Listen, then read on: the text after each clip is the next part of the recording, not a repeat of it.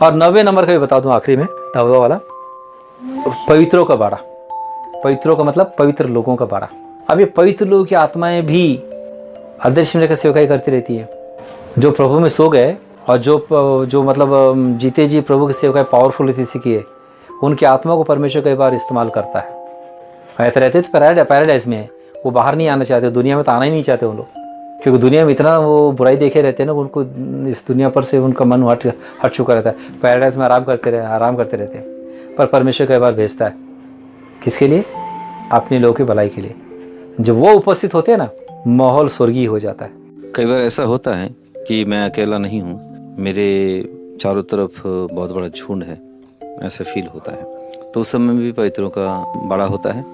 सुंदर सिंह के जीवन में भी एक ऐसा अनुभव रहा है, जब उसे क्लियर हो गया कि उसे साधु के रूप में जीवन जीते हुए ही उसे प्रभु की सेवकाई करना है।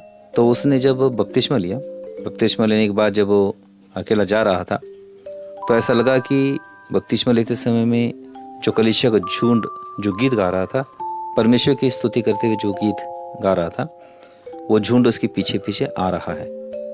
जब उसने पीछे पलट के देखा तो ऐसे किसी झुंड को देखा नहीं, पर उसने ऐसी उपस्थिति पाई और उसे एक हियाव फील हुआ और एक भरपूरी, एक अद्भुत आत्मिक अनुभूति पाई।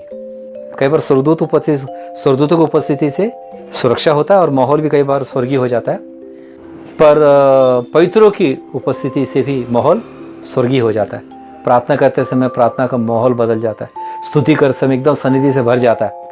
और मेरे जीवन में खुद का एक अनुभव है।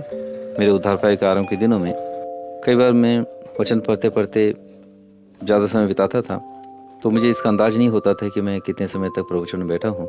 और घर के सारे सदस्य खा पी के सो चुके होते हैं, और फिर भी मैं कभी वचन पढ़ते हुए, कभी प्रार्थना करते हुए मैं घुटने में रह जाता था, और कई बार ऐसा भी हुआ कि मैं बेसुध हो गया। तो मेरे अनुभव में से कुछ अनुभव ऐसे हैं, उस अनुभव में से एक अनुभव का मैं जिक्र करना चाहता हूँ। जब मैं एक बार प्रार्थना कर रहा था, मैं आत्मा से भर गया, और आखिरी में जब मैं प्रार्थना कंप्लीट करके आमीन कहा, ऐसा लगा कि बहुत लोग मेरे साथ मिलकर आमीन बोले हैं। वो आमीन, वो जो स्वर था काफ़ी गंभीर था, और जैसे एक कलीसिया में एक झुंड आमीन कहता है।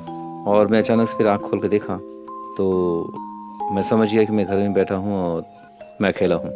पर मैं आत्मा में भी समझ गया कि जैसे कई लोग मेरे साथ मेरे प्रार्थना में आमीन बोले हैं। जो ऐसे अनुभव जो होते हैं, पवित्रों की उपस्थिति होती है, वो हमारे भौतिक आंखों से दिखती तो नहीं है। कई बार परमेश्वर की अनुमति से पवित्र लोगों का झुंड किसी एक आत्मीजन के साथ हो लेता है। कभी वो प्रार्थना करते समय, या कभी गीत गाते समय, स्तुति करते समय, कभी आराधना करते समय, या कई बार वचन बताते समय। उस माहौल से पता चल जाता है, जब खुद में फील होता है कि मैं अकेला नहीं हूँ, ऐसा लग रहा है कि मैं बहुत बड़े झुंड के मध्य में हूँ, और सन्निधि स्वर्गीय सन्निधि होती है, ये उसकी पहचान है। तो इस रीति से हम पहचान तो सकते हैं, पर इसकी कल्पना करना या उसे चाहना हम मनुष्य के लिए उचित नहीं है। ये पूरी रीति से परमेश्वर के नियंत्रण में होता है, इसलिए कभी ऐसे अनुभव हों। खैर, इसकी ज़्यादा कल्पना मत करो, बस एक ही पवित्रों का बाड़ा भी होता है, इतना याद रखना। और ये याद रखो, तुम्हारी इच्छा पर नहीं होगा ये।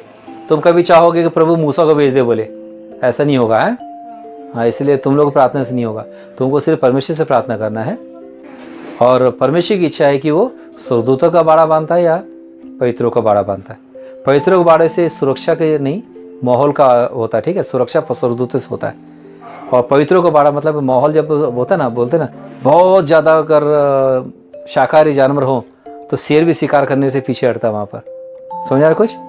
तो झुंड के द्वारा, जो शाकाहारी जानवर होते हैं उनकी झुंड के द्वारा उनकी सुरक्षा होती है। तो वैसे ही एक व्यक्ति हो या कुछ लोग हों, उनके चारों तरफ अगर पवित्रों का बाड़ा बंध जाए तो वहाँ का माहौल बदल जाता है।